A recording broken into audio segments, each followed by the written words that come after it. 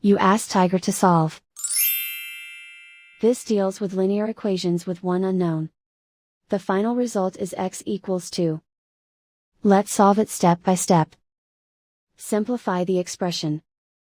Expand the parentheses. Simplify the arithmetic. Group all constants on the right side of the equation. Subtract 8 from both sides. Simplify the arithmetic.